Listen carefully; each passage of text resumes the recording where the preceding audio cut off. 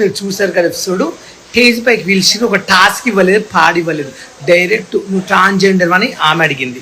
ఈయనేమో నీకు ఫ్యాన్స్ ఉన్నారా, నీకు ఫ్యాన్స్ ఉన్నారా అనుకుంటున్నావు అన్నది. అంటే మనుషులకు ఫ్యాన్స్ ఉండరా, అంటే నీకే ఉంటారా తోపు అని ఇట్లా ఎంత అవమానించారో మీరు చూసారు కదా. నేను ఉన్నదే చెప్పాను.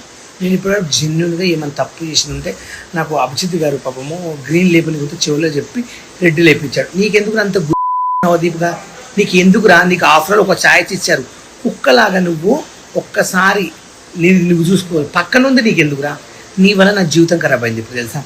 నీ వల్ల వాళ్ళు ఇద్దరు గ్రీన్ ఇచ్చే వాళ్ళని కూడా ఇప్పకుండా చేసినావు. ఏం పాపం చేసినా నీకు, నీ అన్యాయం చేసినా నీకు నాకు బంధం నన్నదంలమా, లేక మీ చుట్టాలు మా చుట్టాలు ఒకట నీ పాలుడవా, ఎలా అలా నన్ను అవమానించావు, ఎంత ఘోరంగా తిట్టావు, నన్ను ఎంత అవమానించాడు, అంత నీకు ఎందుకు అంత కుళ్ళు. అంటే నేను ఎదుగొద్దా, నేను బిగ్ బాస్కి వెళ్ళొద్దా, నువ్వే సంపి లక్షల కోట్లు సంపాదించుకుని బతావా, నేను ఒక పేద కుటుంబం నుంచి వచ్చాను రా, నన్ను ఎంత అవమానించారో నువ్వు. మీరు చూసారు కదా ఎపిసోడ్.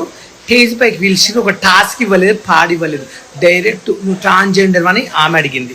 ఈయనేమో నీకు ఫ్యాన్స్ ఉన్నారా, నీకు ఫ్యాన్స్ ఉన్నారా అనుకుంటున్నావు అన్నది. అంటే మనుషులకు ఫ్యాన్స్ ఉండరా, అంటే నీకే ఉంటారా తోపు అని ఇట్లా ఎంత అవమానించారో మీరు చూసారు కదా. నేను ఉన్నదే చెప్పాను.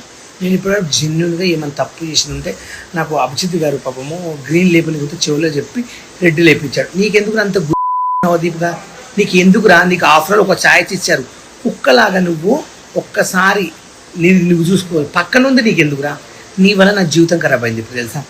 నీ వల్ల వాళ్ళు ఇద్దరు గ్రీన్ ఇచ్చే వాళ్ళని కూడా ఇప్పకుండా చేసినావు.